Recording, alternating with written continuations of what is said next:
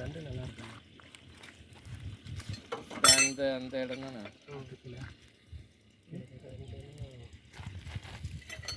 5 மீட்டர்னா 10 metre அது.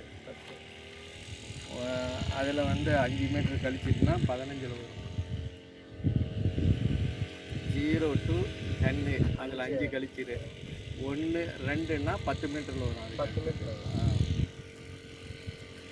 இந்த குழியனா ஏதாவது வரதுக்கு வாய்ப்பு இருக்குது. டைமண்ட் ஷேப்பில் இருக்குது. இந்த அந்த கீழெல்லாம் இந்த 150 கூட இருக்குது.